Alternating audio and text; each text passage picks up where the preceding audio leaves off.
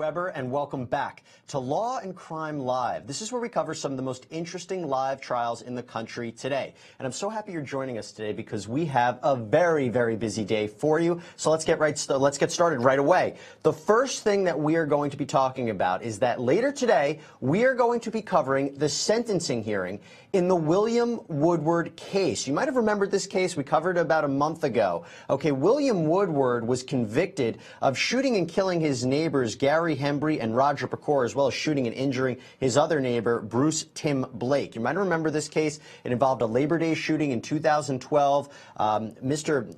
This case right here, Mr. Woodward, you see him right there, he was arguing that he was harassed constantly by his neighbors, and he had no other choice but to take decisive lethal action. Well, the jury didn't buy that. They said he was guilty of murder, and today, we will cover his sentencing hearing. Now, as soon as we have an update in that, we'll make sure to go to it. We're keeping a careful eye on the courtroom. We expect that to be maybe later in the afternoon, but if it should happen earlier, we'll make sure to go right to it.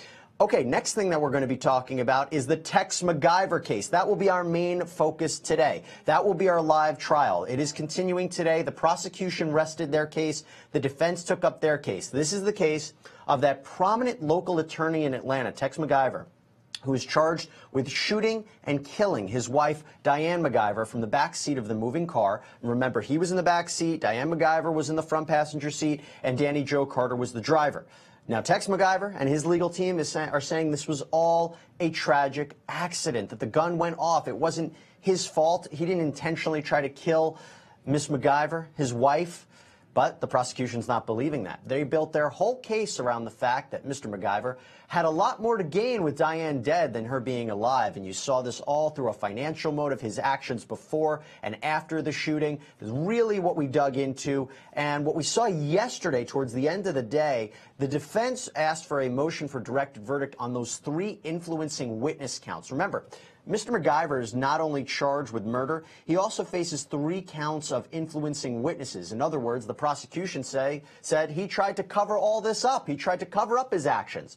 Well, we are going to get a determination by the judge later today. We might even have it early this morning about what's going to happen to those charges. It's possible that maybe one or all of them would be dismissed. So you don't want to miss anything. I'm keeping a very careful eye on the courtroom. As soon as we have it, we'll make sure to go live into the McIver courtroom. You do not want to miss it. But that is not the only thing that I want to talk about, because yesterday we saw a verdict in the William Knight case out of Ohio. Now, we were covering the McIver case. You might have missed this. We turned live to it yesterday. But in case you missed it, again, William Knight was on trial for shooting and killing an unarmed man named Keith Johnson, a 24-year-old man, over recovery of a dirt bike. A dirt bike, that's right. And an altercation broke out. Mr. Knight, you see him right there, felt that Johnson posed a danger, a threat to his family, and he had to take decisive lethal action against Johnson. Did the jury believe this? Did they think that this was self-defense of others? Or did they think this was murder? Or did they think that this was manslaughter? They had the option to find him guilty of either or. So, I have the verdict for you right now. Take a look.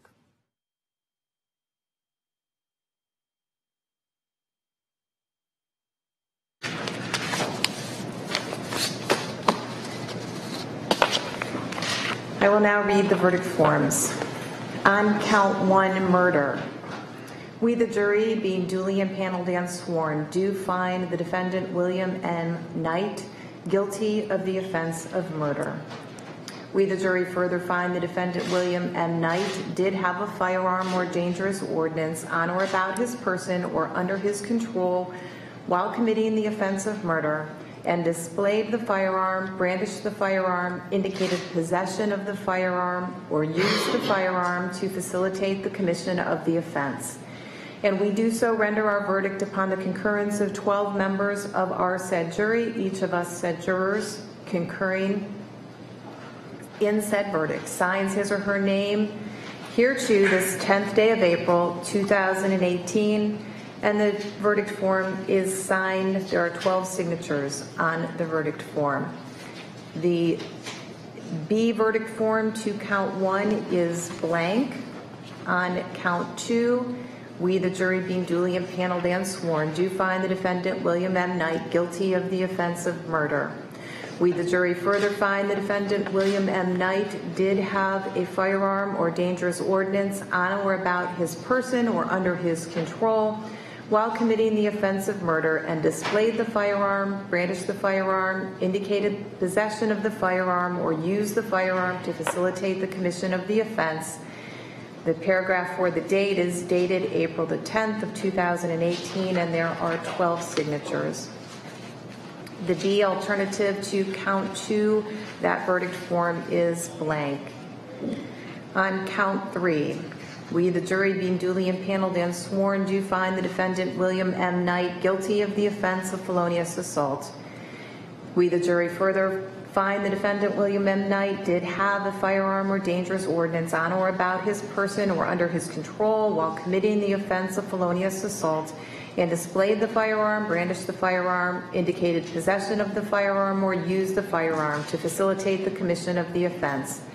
And we do so render our verdict upon the concurrence of 12 members of our said jury, each of us said jurors, concurring in said verdict, signs his or her name hereto this 10th day of April 2018, and there are 12 signatures on that verdict form. The alternative count 3 verdict form B is blank. On count 4, we, the jury, being duly impaneled and sworn, do find the defendant William M. Knight guilty of the offense of felonious assault. We, the jury, further find the defendant William M. Knight did have a firearm or dangerous ordinance on or about his person or under his control while committing the offense of felonious assault, and displayed the firearm, brandished the firearm, indicated possession of the firearm, or used the firearm to facilitate the commission of the offense. The paragraph for the date is dated April the 10th of 2018, and there are 12 signatures on that verdict form. The alternative verdict form B, related to the inferior offense, is blank. Counsel, would you like to review the verdict forms? Yes. All right, ladies and gentlemen, that was the verdict in the William Knight case, guilty across the board. So as we wait for the live feed in the Tex McIver case, let's break down the Knight case and see if this was a surprise. And I'm very happy to be joined right now on set by civil rights attorney and also author of the outrageous Rubenstein, Sanford Rubenstein. Great to see you. Great to be here. All right, so Mr. Knight was found guilty across the board. He tried to advocate for a self-defense theory, but the jury wasn't buying it. They didn't deliberate too long. What did you make of the verdict? Well, it seems to me the jury did the right thing. Here, he shot and killed someone when they were fleeing. So at the end of the day, self-defense just didn't fly with the jury. Was there anything about the facts that if it was handled in a different way, in other words, if the strategy of the defense maybe don't call Mr. Knight to the stand, or maybe presented in a different light, did they miss something, do you think, in the sense that you had these facts where, okay, somebody was on a dirt bike. Now, it's not a gun, it's not a knife, but that's a dangerous, that's a vehicle, and it's going at a high rate of speed, and it's going towards the direction of Mr. Knight and his son-in-law as well as his daughter. Now, there were questions about, did he pass Mr. Knight at a certain point? Did he pass Mr. Gill at a certain point? The question became, we know it was headed towards their direction, but it wasn't entirely clear if it was a clear threat. But isn't there a way to argue that and say you're not taking into account how much of a threat this was? Do you think that under a different set of attorneys or a different set of circumstances it might have been found a self-defense claim? Being a Monday morning quarterback is always a lot easier than being the quarterback. Here, I think the crucial issue was, do I want the defendant to testify? In this case, the defendant testified. Was that a mistake? That's the real issue here. If the jury had believed him, then they would have acquitted him. So maybe that was an error, but you never know for sure. You never know how the jury is going to perceive your client when you're a defense attorney trying to do the right thing. You never know on cross how well the witness stands up. So obviously in this case, having the defendant testify did not get an acquittal. That's exactly true. And again, we are going to wait for sentencing in that case. As soon as we have an update, we'll make sure to go to it. But let's refocus right now on our main trial of the day, the Tex McIver case, a prominent local attorney who's on trial for shooting and killing his wife, Diane McIver. He's also charged with 3 counts of influencing witnesses. And as we wait for the live courtroom feed, there's so much to talk about. So, Sanford, let's talk about this for a second, okay? We saw a motion for a directed verdict for those 3 influencing witnesses counts. And remember, so he faces 3 counts, one trying to say that Danny Joe Carter, the driver of the car, that he tried to at the hospital say, listen, don't tell police that you have anything to do with this. Don't even tell them that you drove the car, okay? Okay, that's one. Number 2, he called Danny Joe Carter's husband and said, look, she's going to get me in trouble. She's going to put me in jail. You know, I'm worried about her testifying. Now, again, he never told her not to testify. And at the end of the day, Danny Joe Carter and her husband never went to the deposition because of media pressure. They didn't go because of what Tex McIver told them. So that's another thing. Then the final one is Bill Crane. And Bill Crane was a PR specialist hired by Tex McIver to first put out the story of what happened. And one of the statements that McIver told Bill Crane was, I took out that gun, or Diane McIver gave me that gun, because of a Black Lives Matter protesters movement. Something was going on in the area. McIver wanted that statement retracted after it was published, and Bill Crane refused to do it. Those are the 3 cases. Do you see an instance where the judge will maybe dismiss any of those?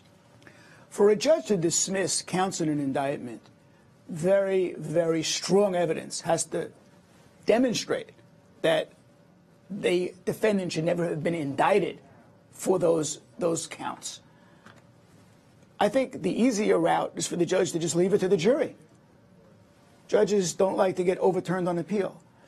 So I think that in this case, while there is arguments either way for the judge tossing those counts, the judge may very well leave it to the jury, because it's a decision that should be a jury's decision, as opposed to the judge saying, well, it's incontroverted that it was a mistake for the grand jury to indict on these counts. And there probably was a motion to dismiss based on grand jury minutes prior to the trial, which was denied.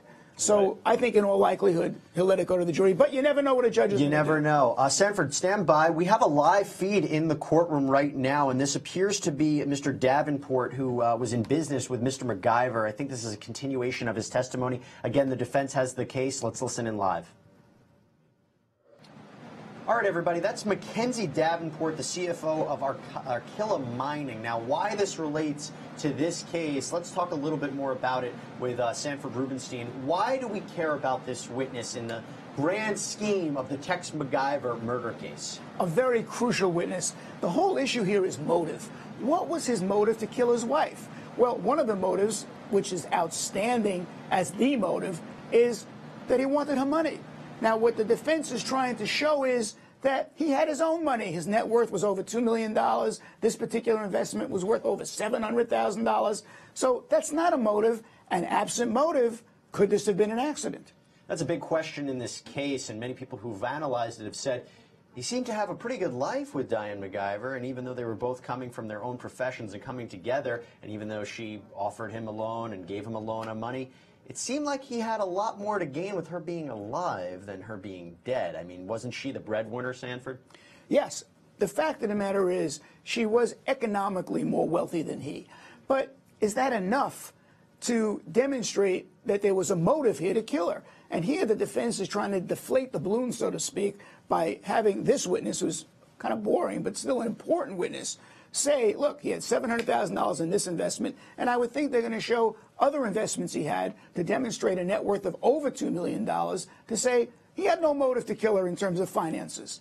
Then again, we know that Mr. McIver's financial position was deteriorating over the years. I'm playing devil's advocate here, so we'll have to see. Let's listen in and learn a little bit more about Mr. McIver's financial situation. All right, everybody, as we try to understand Tex McIver's financial position, let's get into some more of the nitty-gritty of this case. Again, I'm here with civil rights attorney Sanford Rubenstein. We talked during the break, Sanford, about the idea that now that the defense has the case, will Mr. McIver be called to the stand? What do you think?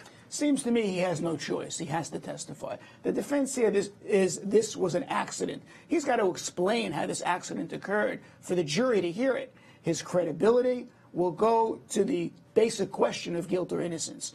The prosecution is saying this was an intentional killing. He's saying the gun went off by accident. He's got to explain that.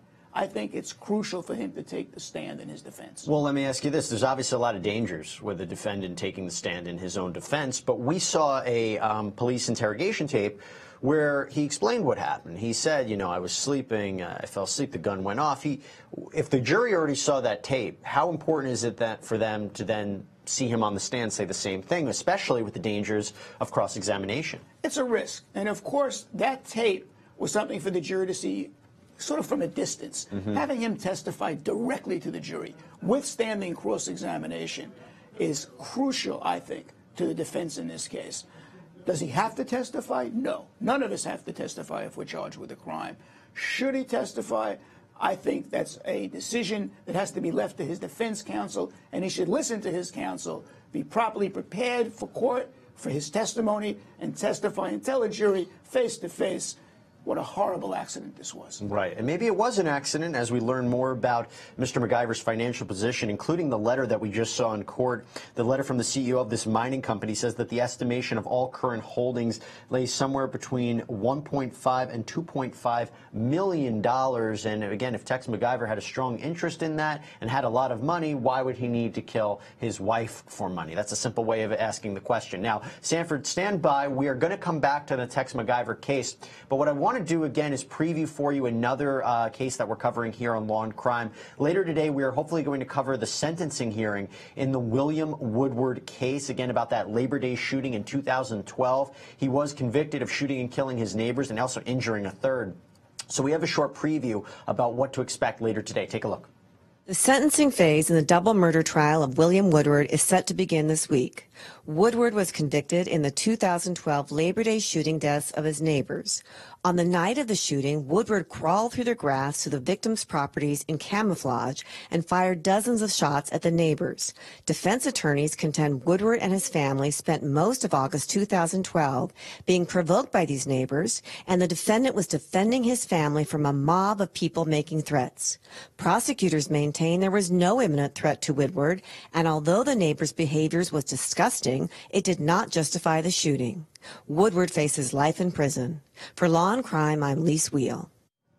The question becomes, what will happen to William Woodward? We're going to cover that live as soon as we have a feed into the courtroom. Again, we expect that later in the afternoon, but if something should happen earlier, we'll make sure to go to it. All right, everybody, we're live again in the Tex McIver case. I don't want to keep you too much from it. Again, this is an analysis from the defense about trying to understand what was Tex McIver's financial position. He was this CFO of a mining company that Mr. McIver had invested in is on the stand. He's being cross-examined by the state. Let's listen in live.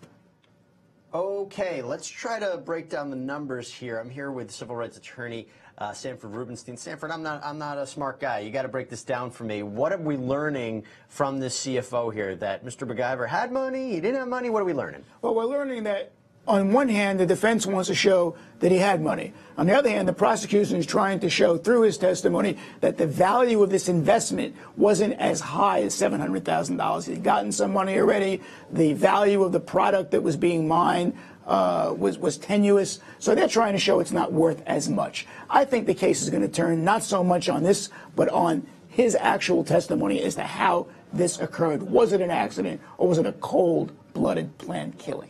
I mean, the jury is listening to this, and they hear some big numbers here. We hear $700,000. We hear that he had $575,000 on the date of the signing. We sent him a check for $200,000 and another one for $50,000. Now, I don't know the financial makeup of each of the jury members, but it sounds like a lot of money if you're down in Atlanta. But again, the question becomes, how effective is this in their minds? They're hearing this, and maybe they're saying, you know what? All I hear is he has money coming in. He had an interest in this mining company. I don't see the destitute nature that is being put forth by the prosecution. What do you think? That's a good point. But what the prosecution is trying to do here also is show that the value of this investment wasn't the $700,000. He had received a lot of that already. That may have been spent. So what they're trying to do is attack the amount of his net worth. Exactly. And we learned more about that when the prosecution put forward their financial expert to talk about Tex McIver's deteriorating financial position and the windfall, I should say, that he received when Diane died. What did he get from her assets? And again, they totaled, the prosecution even said that was $1.2 million in value that he received after Diane died. But this question of, is he better off with her being dead or not, this becomes the question that the jury will ultimately have to consider. Let's listen in again live. This is Mackenzie Davenport, the CEO of this mining company that Tex McIver invested in, and now he's under redirect by the defense. Take a look. All right, everybody, you're watching a live feed there in the Tex McIver courtroom. Again, we're trying to understand the financial position of the defendant. But before we do that, I should also let our viewers know that one of the issues that might be decided later this morning, early this afternoon, is whether or not the judge in this case will dismiss one of the counts, particularly what I'm talking about is the influencing witness charges. The defense made a motion to try to have those dismissed, and in particular, I want to touch upon one that seems more likely than not that it will be dismissed. It's the Bill Crane one. Again, the prosecution is alleging that Mr. McIver tried to influence Bill Crane to retract that statement that he made about the Black Lives Matter movement, and that is somehow an influencing witness charge. Now, I want to get the perspective of Sanford Rubenstein here, because Mr. Rubenstein does represent the Black Lives Matter movement here in New York. What do you take of this fact? First, let me be clear. I represent Hawk Newsom, the president of Black Lives Matter, Greater New York, civilly. So I do have a great understanding of the work of Black Lives Matter. And the truth of the matter is Black Lives Matter functions not anymore as a hashtag, but as a civil rights organization. And to suggest by this witness as a defendant that he was in fear of violence from Black Lives Matter is totally off the boards. It's inappropriate, and I don't think in any way, shape, or form it could help him, because it's simply not true. And if the fact that he made the comment and then wanted it retracted because he saw what the outrage was about making that comment, because people that saw this said, all right, it just looks like a rich white guy who was racist, and this is somehow involved in this shooting. He realized the danger of saying that comment and tried to have it retracted. What do you think is going on in the minds of the jury? Well, let's go through the guts here of what this motion to dismiss this count is. It's simply this. Here, he made a statement. His public relations person put it out. Now he's trying to get his public relations person to retract that statement. I don't see how that's influencing a jury. Is it influencing the general public in the trial before the trial of public opinion? Yes. But does it specifically go to try to influence a witness who will testify before this jury? I'm not so sure. So in terms of what the judge is going to do, he may let it go to the jury, or he may say it's just not a viable piece that should be in this trial, and we'll dismiss the count. Speaking of the judge, I like your perspective on this. The judge gets criticized a lot, Judge McBurney in this case. He's very outspoken. He's very vocal. He provides very flowery pronouncements, and some people have said that he seems to be biased for the prosecution, almost telling them, well, these are the questions you could ask. I'm curious what your perspective is just on his style. We've seen a little bit this morning about him providing a lot of explanation for these objections and what his decision is. What do you think of his style? What surprised me was that was in front of a jury. Here he is trying to explain to this prosecutor why he's making his ruling, kind of guiding her in a way to try to ask a question in which hearsay is an appropriate objection. I don't know that that stands well in terms of any appeal in this case, because it may very well be that he's making judicial error that could be grounds for an appeal by giving his rulings with lengthy explanations right in front of the jury. Take the jury out of the box, do it in front of the attorneys. But doing it in front of the jury could be a problem in terms of appeal. He's done this numerous times throughout the case, and it definitely will be an issue if Mr. McIver is convicted. All right, everybody, let's go back live into the courtroom.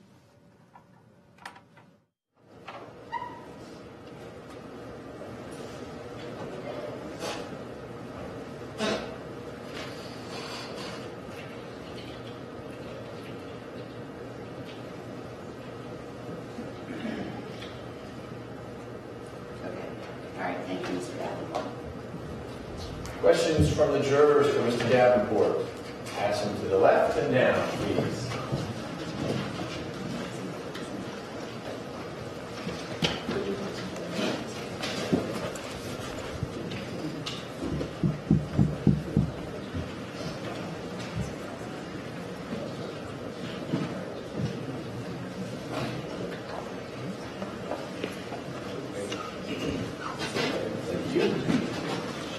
we have one more, Jeff. As we wait for the jury question, I want to ask Sanford Rubenstein something that happened yesterday. Was we saw Jeff Dickerson on the stand talking about this alleged bribe that Tex McIver wanted to give to the DA. He said, hey, if you can convince the DA to drop these charges or reduce these charges, and he was originally charged with involuntary manslaughter and reckless conduct, share the money with him. What did you make of that? I thought that was problematic. I mean, here he is telling his public relations guy that he's going to give him a bonus if he gets acquitted, and he can share that bonus with the district attorney. Very, very problematic. But he's not charged with bribery, and that Jeff Dickerson comment is not really in the indictment so far as a charge, but it does go to the overall theme of this case, right? Well, I would think it's not a charge because it never happened. The public relations person did not go to the DA and say, look, you're going to get some money if my client is acquitted in this case. That didn't happen, so it was not charged. But it demonstrates very problematically this defendant's attempt to use every possible way to influence the outcome of this case, some of which would have been totally inappropriate and, in fact, criminal. And he's a lawyer. He's a lawyer. Shouldn't he know better than to do this? Well, sometimes that's why they say lawyers who represent themselves haven't asked for a client. He should be listening to his lawyer. He should be listening to his lawyer. I'm not so sure he is. Yeah, that's there's a lot of interesting parts about this case. But again, I'll ask you the question I've asked a lot of different guests. How much is this a cover-up of a murder, or how much is this a cover-up or trying to explain away, I made a really, really big mistake here. I shot my wife. I did something wrong. But how much is this a murder? Well, it's clearly a murder or it's not a murder. In order to be found guilty of murder, one has to prove intent. So either he had the intent, which has to be proven to a jury, to kill her, or it was an accident. Yeah, I think that's the split here. I don't know. I think the defense so far has done a pretty good job of showing the reasonable doubt. It will be curious to see if Mr. McIver does take the stand. But I'm not totally convinced, if I was sitting on that jury, that this looked like an intentional killing. And let's not forget, many witnesses have said there was nothing even unusual going on in the days, the minutes, the hours before this shooting took place. Everything was normal. So if you're about to kill your wife and plan it out, is this really how it would be done? Look, we don't know what else might have been a motive here for him, if it was a murder, to commit the murder and to plot the murder. I think the most difficult part of the case is for him to explain with credibility how this gun went off accidentally in the car when he was sitting in the back and his wife was sitting in the front and shot her in the back. I think that's the crux of this case. You know, was this an accident? And if it was, he has to, even though he has no burden to prove it, he has to almost prove it affirmatively. So this jury believes it was an accident. Do you think it's reasonable to take the story that, okay, he took out the gun, or the gun was handed to him, he felt there was a danger, he fell asleep when he felt that danger was no longer present, still had the gun in his lap, and woke up suddenly and the gun went off? Now, again, if we can determine that the gun was a hair trigger in the sense what action it was set into, it was a .38 caliber Smith & Wesson revolver, whether it was single action or double action matters, considering if it was a hair trigger or not. I mean, does that story make sense to you? The other piece is the jolt that he claims occurred in the car enough to to shoot the gun off. Sorry, Sanford, let's just listen in live to the question. All right, as some math is being done in the courtroom, let's analyze a little bit more about this case with Sanford Rubenstein.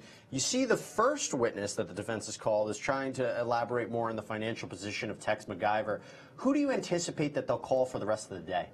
Well, I think they may have more experts in terms of his net worth. But I think our viewers should understand what actually just happened, because it's very unusual in criminal law for a jury to be permitted to ask questions during a trial. That obviously is the law in Georgia.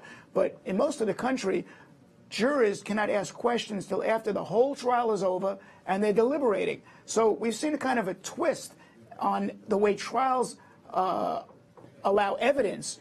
And in this case, in Georgia, juries are allowed to ask questions of witnesses during trials. Very unusual. What's the danger of having them ask questions during the course of the trial? Well, you never know what they're going to ask, and you never know how it's going to affect other jurors if a question is asked. So it's kind of a very risky procedural way to run a trial. But obviously, lawmakers in Georgia believe it's appropriate, so that's the way it's done. We also have a judge here who seems to like to elaborate And he seems to be elaborating on their questions as well, which might be another issue for appeal. So my question to you is, when we listen to the jury questions, I believe it gives a flavor of what they're thinking, what they took away most from a witness's testimony. Obviously, I could be wrong, but would that guide the prosecution or the defense listening to the jury questions about how they might cross-examine or that witness and then future witnesses? I now have to play devil's advocate with you. The truth of the matter is you never know what is in the minds of the jurors when they ask a question. And the perfect story is the trial lawyer's story, and I've told it before. Juror asks a question after a verdict comes in, is ready to be made, and the question is, can the jury give more than the lawyer representing the victim wants? And the answer is yes. And the plaintiff's lawyer is so happy, wow, I'm going to get a windfall. Jury comes back, defendant's verdict. So the lawyer asked the jury after the trial, why did you ask the question if you're going to come back with a defendant's verdict? And the answer was, well, one of the jurors just wanted to know. So you never can read too much into questions jurors ask. That's a good point. All right, everybody, let's listen in live. All right, again, everybody, you are watching Mackenzie Davenport, the CEO of Arkilla Mining, again, a company that Mr. McIver had a financial interest in. We're trying to analyze his financial position. He is calculating it right there. I don't want you to miss anything, so let's listen in live. A lot of back and forth between the attorneys and the judge here in the Tex McIver case. Unfortunately, I have to sign off my guest for this morning, civil rights attorney Sanford Rubenstein. Sanford, it was great to have you on. I'd like your final thoughts as we come to the conclusion of this witness and really the continuation of the defense's case. What are your final thoughts on the Tex McIver case? I really look forward to Tex McIver testifying, if he does, as to how this happened by accident. And I think that's going to be the crux of testimony that's going to turn this jury one way or the other. Well, we'll definitely cover it, and there's probably a lot at stake here if Mr. McIver does take the stand. It will be interesting to see. So again, they're waiting for the next witness to come in, and before they do, I just had a question for you. You said besides Mr. McIver, you believe that they might call more witnesses to testify about his financial position. Do you think that they're going to have more witnesses talk about maybe the relationship between Tex and Diane? What other kind of witnesses? Well, I think on the issue of motive, they're still going to try to show that he had enough economic wealth that he didn't kill her for money, so to speak. So I think that's going to be the thrust of the testimony that the defense is going to call, as well as experts in terms of guns and how they can go off by accident. Now, I am not 100% sure. I could be wrong, but I think walking in right there is a nurse that had testified previously by the state. So let's listen in for this next witness. Sanford, thank you so much for joining us. Can't wait to have you back on. Thank you for having me. All right, everybody, let's go live into the court. Again, I think this might be a nurse that already testified, but let's listen.